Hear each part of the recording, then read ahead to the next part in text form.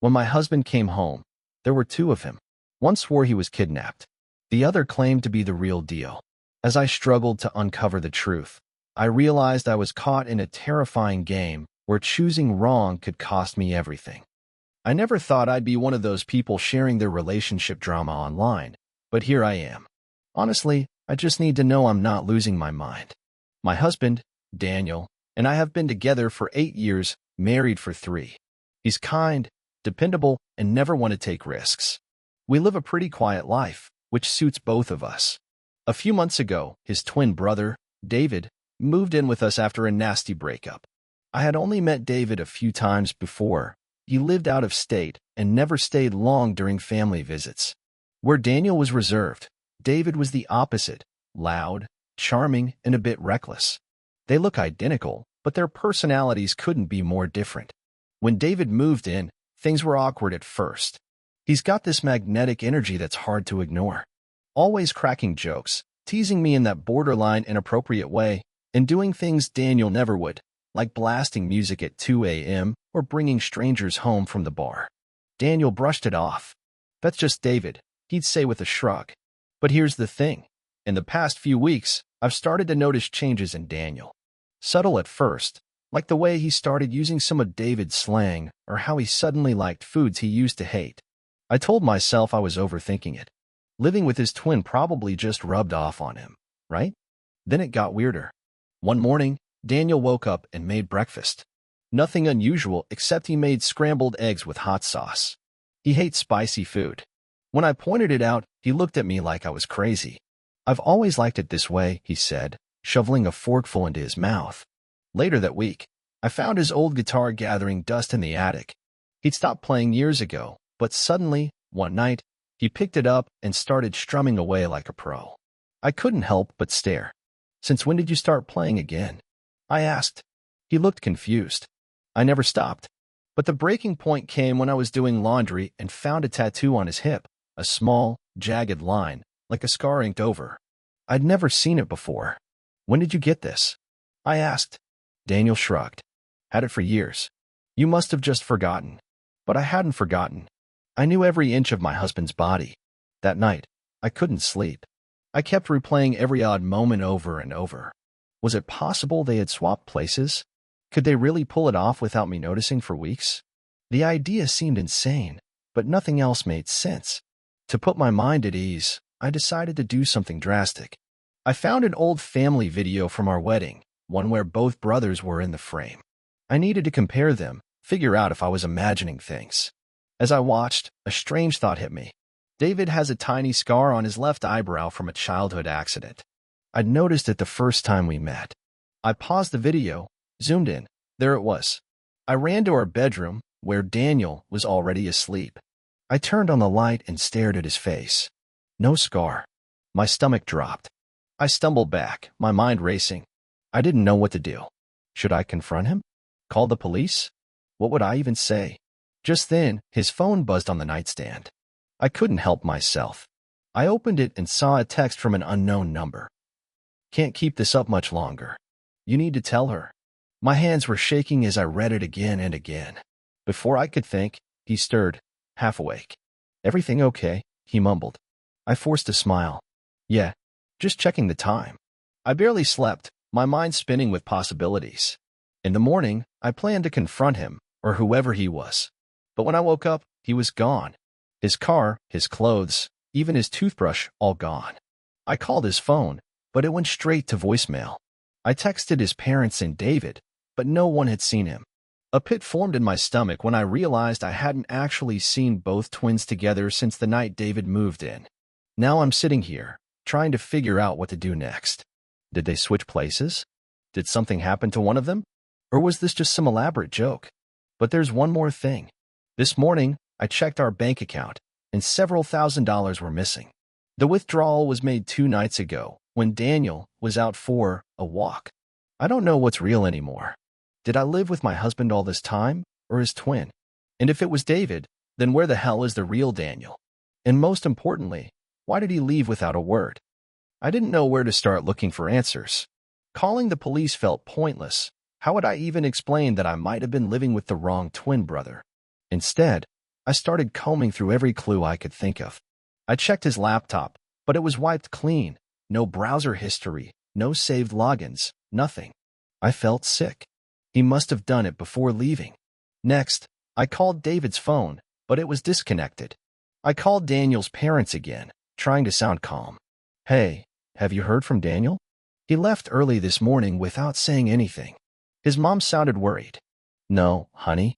Are you sure everything's all right? Maybe he just needed some air. I forced a laugh. Yeah, maybe. I'll let you know when he gets back. I couldn't shake the feeling that something horrible had happened. If the man I thought was my husband was actually David, then where was Daniel? And if it really was Daniel, why would he leave like that? Later that day, a knock on the door startled me. I opened it to find a man I didn't recognize, scruffy, unshaven, with wary eyes. Are you Daniel's wife? He asked. I hesitated. Yes. Who are you? The man shifted nervously. Name's Kyle. I knew David. He owed me some money. My heart pounded. David's not here. He left. Kyle's face twisted with frustration. Figures. That bastard. He said he had a plan to get some cash and disappear. I should have known he'd screw me over. I felt dizzy. What do you mean? Disappear where? He scoffed. He didn't say. Just that he'd figured out how to make a clean break. Said he'd finally get the life he deserved. The puzzle pieces were falling into place, and I didn't like the picture they were forming. Are you saying David planned to run away? With money? I asked, my voice trembling. Kyle nodded. Yeah, but if he took off, then where's Daniel? That question hit me like a sledgehammer. I knew Kyle couldn't give me answers, so I slammed the door, my mind racing. I thought about the text message I saw on the phone. Can't keep this up much longer. You need to tell her. Who sent that? Was it a warning from Daniel? Or had David been confessing his guilt to someone else? Suddenly, I remembered something. The night David moved in, he had a small duffel bag. I hadn't seen it since. I tore through the guest room, checking under the bed and in the closet. Nothing. Desperate, I searched the garage and finally found it stashed behind some old boxes. Inside, I found clothes, a few crumpled receipts, and an envelope. I opened it and nearly dropped it when I saw the contents. Daniel's ID, credit cards, and wedding ring. Tears burned my eyes as the realization hit. David had been pretending to be Daniel. But if that was true, where was my husband? Just then, my phone buzzed. A new text from an unknown number. Stop digging if you know what's good for you. My blood ran cold. Was that a threat? Who was watching me? My hands were shaking too much to type, but I forced myself to reply. Who is this? What did you do to Daniel? No response. I couldn't stay in that house. Grabbing my keys, I drove to the nearest police station. I told them everything about the twins, the strange behavior, the possible switch. They looked at me like I was insane, but they promised to check into it. On my way home, my phone rang. It was a private number. I hesitated before answering. Hello? Hello? Raspy voice whispered. You should have stayed quiet. I froze. Who is this? But the call disconnected. When I got back, I found something that stopped me dead in my tracks, a note on the kitchen counter. One line, written in a familiar handwriting. You should have known better. My heart pounded as I looked around the empty house. I didn't feel safe. I didn't feel alone. And I couldn't escape the feeling that someone was watching, waiting to see what I would do next. I barely slept that night.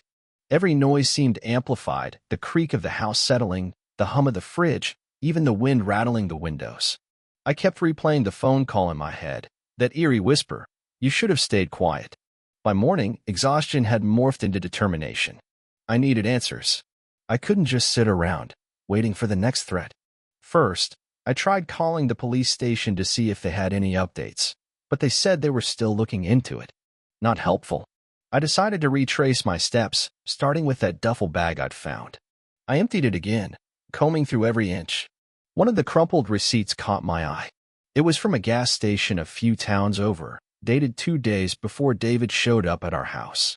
Why would Daniel, or David pretending to be Daniel, be that far away just before coming home? I checked the station's address and decided to drive there. Maybe someone would remember seeing him. As I approached the counter, an older woman gave me a tired smile. Hi, I began nervously. I was wondering if you remember a guy who came through here a few days ago. tall, dark hair, maybe seemed a bit off. She squinted, thinking, "You mean the one who looked like he'd been in a fight?" Cut above his eye. My heart sank. "Yes." "Did he say anything?" She nodded slowly. Mumbled something about losing his phone. "Paid cash." I remember because he asked if anyone had turned in a wallet. Looked pretty desperate. I thanked her and headed back to my car, my thoughts racing. A fight? Losing his phone and wallet? That didn't add up. Back at home, I was greeted by silence. I checked the windows and doors twice, making sure everything was locked. As I was about to head upstairs, I noticed something on the hallway mirror, a small smudge near the corner. Curious, I leaned in closer. Written in faint, almost smeared letters were the words, "Help me." I stepped back, my heart racing. Was it always there? Or had someone been inside while I was gone? I grabbed a cloth to wipe it off, but a thought stopped me. What if it was from Daniel? A clue left behind before he disappeared? I snapped a picture, just in case. The anxiety was suffocating. I decided to call Daniel's best friend, Eric. Maybe he knew something I didn't. "Hey, Eric," I greeted cautiously. "Have you heard from Daniel at all?" He hesitated. "Actually, yeah. I got a weird message from him a while back. Just one line, 'Trust no one.' I thought it was some kind of joke." My stomach dropped. "When did you get it?" "About a week before you said David showed up." I tried calling back, but his phone was off. I thanked Eric, trying to process this new information. If Daniel sent that message, he must have known something was wrong. But why not tell me? That night, I sat in the living room, every light on, clutching my phone like a lifeline. At around midnight, a soft thud came from outside. I peeked through the curtains and saw nothing. Then, my phone buzzed, another text from the unknown number. "You're too close. Stop asking questions." I couldn't breathe. I dialed the police again, telling them about the threats. They promised to send a patrol car, but it never showed. I called again. This time, the line was dead. Panic set in. I tried calling friends, family, but no one picked up. It was like I'd been cut off from the world. I could feel eyes on me through the windows, but every time I looked, no one was there. Just as I was about to call a taxi and leave, there was a knock at the door. Cautiously, I peeked through the peephole and my heart nearly stopped. It was Daniel. Or David. I couldn't tell. His clothes were torn, face bruised, eyes wild. "Let me in," he whispered. I hesitated. "Who are you?" He looked at me, tears welling up. "Please, just let me in. I'm Daniel. I swear." My mind screamed at me not to open the door. But something in his voice, that hint of desperation, made me hesitate. "Prove it," I demanded. He swallowed hard. "That night in the cabin, when the power went out, you were so scared, and I sang that stupid song to calm you down. You made me promise never to tell anyone." My hand shook as I unlocked the door. As soon as he stepped in, he collapsed into my arms, sobbing. "I thought I'd never see you again," he whispered. I didn't know whether to cry or scream. "Where have you been? Who was here before you?" He pulled away, his face pale. "David. He took everything, my ID, my phone. He locked me up in an old warehouse. I barely got out." My heart raced as I tried to process it. Why? Why would he do that? Daniel's eyes darkened. "Because he wanted my life. And he knew you wouldn't be able to tell the difference." I barely had time to react before my phone buzzed once more. A new message from the same unknown number. "You let the wrong one in." I stared at Daniel, my heart pounding, unable to tell if I had just made the biggest mistake of my life. My phone slipped from my hand, clattering to the floor. Daniel, or the man claiming to be him, looked at me with concern. "What's wrong?" he asked, stepping closer. I backed away, my pulse racing. "Who sent that message?" He frowned. "What message?" I picked up my phone, hands trembling, and showed him the text. His face went pale. "That's impossible. No one else knew I was here," he muttered, almost to himself. Before I could respond, headlights flashed through the window. Someone was pulling into the driveway. I rushed to peek through the curtains, barely breathing. A police car. Relief washed over me, but it was short-lived. The officer stepped out, and I recognized him. It was the same officer I spoke to earlier, the one who said they'd send a patrol car. Why was he only arriving now? Daniel, or David, moved to stand behind me, peering out as well. "Stay back," I whispered. "Something doesn't feel right." The officer knocked on the door, a little too loudly. "Ma'am?" "This is Officer Collins. Is everything all right?" I didn't answer, and the knock came again, more forceful. "Ma'am, we received a call about a domestic disturbance." I glanced at Daniel, who looked just as confused as I felt. "I hadn't called the police about any disturbance." "Don't open it," Daniel whispered. "Something's off." "Ma'am, I'm coming in," the officer announced, jiggling the doorknob. Panic set in. I backed away from the door, unsure of what to do. Suddenly, Daniel grabbed my arm, pulling me toward the back of the house. "We need to go. Now." "What? Why?" He looked desperate. "Trust me. If he's working with David, we're not safe." I hesitated. "What if it's really a cop? We could be running from help." Daniel shook his head. "I saw David talking to a cop when I escaped. I didn't think much of it then, but now I think he's got someone on his side." The knocking turned into pounding. "Open up, or I'm breaking this door down." My instincts were screaming at me to run. I grabbed my keys and phone, and we slipped out the back door, cutting through the yard. As we reached the alley, I heard the door burst open behind us. We ran to the car, and I jumped into the driver's seat, barely waiting for Daniel to get in before speeding away. In the rearview mirror, I saw the officer storm out of the house, talking into his radio. "What now?" I asked, trying to keep my voice steady.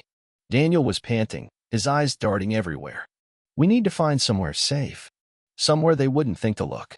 "Like where?" He hesitated. "There's an old motel off Route 5.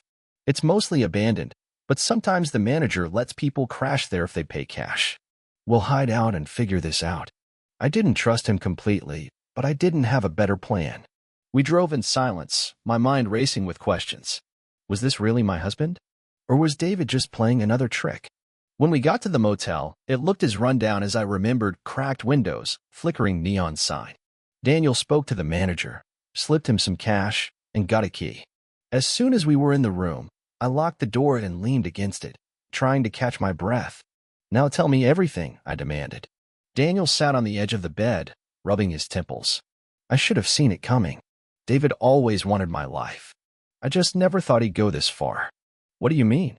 "He hated how easy things were for me: good job, great wife, happy life. Meanwhile, he was always struggling. He'd joke about switching places sometimes, but I thought he was just messing around." I swallowed hard. "But why would he kidnap you?" Daniel looked up, eyes tired. "Because he thought if he could take my place, he could fix his life. Maybe even convince himself he deserved it." A chill ran down my spine. "You're saying he planned to replace you permanently?" Daniel nodded. "When I found out, he freaked out and knocked me out. Next thing I knew, I was locked up in some abandoned warehouse. He left me there, said he'd make sure you never knew the difference." I couldn't believe what I was hearing. "But why come back now, if he was already living your life?" Daniel's jaw tightened. Something must have gone wrong. Maybe he knew I got out. Maybe he didn't want to risk you finding me first. I glanced out the window, half expecting to see headlights. "Then how do we prove who you are?" "The police aren't going to believe this." Daniel sighed. "There's one way. A birthmark. Right below my left shoulder blade. David doesn't have it." I hesitated, then nodded. "Take off your shirt." He did, turning around. My hand shook as I looked at his back. There it was, the small, irregular birthmark I'd seen 100 times before. I wanted to believe it. But then I remembered how easily David could fake things. My heart pounded with doubt. "Okay," I whispered, trying to sound convinced.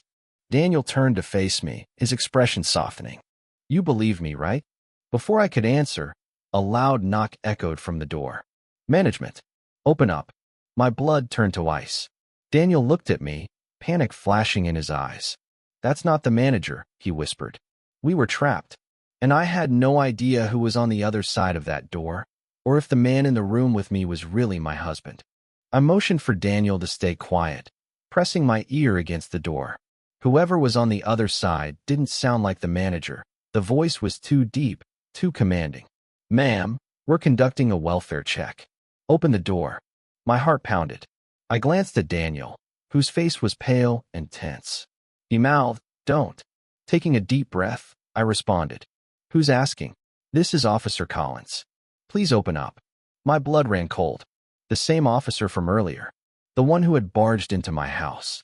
I turned to Daniel, whispering, "He's the one who broke in." Daniel's eyes widened. He motioned toward the bathroom, signaling for me to hide. But I couldn't leave him alone, not when I wasn't entirely sure if he was really Daniel. The pounding on the door grew more insistent. Ma'am, failure to comply will result in forced entry. I needed to think fast. I gestured to Daniel to hide instead, but he shook his head. We faced this together, he whispered. Swallowing my fear, I raised my voice. Just a second. I grabbed my phone, texting my sister. In trouble. Call the police. Motel on Route 5. Officer Collins involved. Don't trust him. Before I could hit send, the door burst open, slamming against the wall. Officer Collins stormed in, hand on his gun. Behind him stood another man, and when he stepped into the light, my heart almost stopped. It was David. Two identical faces, both claiming to be my husband. Collins raised his weapon. Step away from him, ma'am. That's the imposter. I couldn't move, couldn't think. Daniel stepped forward, his hands raised. No, he's lying. That's David. I'm your husband. David's expression was calm, almost bored. Honey, I know you're scared, but I'm the real Daniel. This man kidnapped me. My mind spun. They had the same voice, the same pleading tone. Collins looked between them, clearly unsure. Ma'am, do you know which one is your husband? He demanded. I couldn't answer. My mouth was dry, my thoughts tangled. Suddenly, David spoke up. I can prove it. I have a scar on my right hand from when I fixed the fence last summer. He doesn't. Daniel's eyes widened. He's lying. I cut my hand on that rusty nail. He must have done it on purpose to copy me. Collins looked at me expectantly. I hesitated. I remembered the injury. I was the one who bandaged it. Slowly, I approached David, reaching for his hand. He didn't resist. His palm turned up to reveal a thin, faded scar. But something wasn't right. I remembered something else. The day it happened, I had joked about how he couldn't handle even a small cut. Daniel had smiled and said, I've had worse. This David didn't even flinch when I touched the scar. That tiny detail hit me like a lightning bolt. I stepped back, eyes narrowing at him. What did I say when you got that cut? I demanded. David's confident expression faltered. You said to be more careful next time.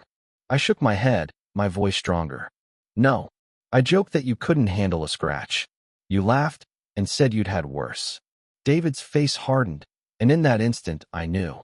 Before I could react, he lunged at me. Daniel tackled him, both of them crashing into the nightstand. Collins hesitated, then aimed his gun. Back off. Both of you. The two men struggled, fists flying. I couldn't tell who was winning. Desperate, I grabbed the nearest thing, a heavy lamp, and swung it at David. It connected with a sickening thud, and he collapsed, groaning. Collins moved forward to cuff him, but then Daniel yanked the gun from his holster, aiming it at Collins. Drop it, Daniel shouted. The officer froze, hands up. What are you doing? I cried. Daniel didn't lower the gun. He's in on it. I saw him at the warehouse. He's helping David. Collins sneered.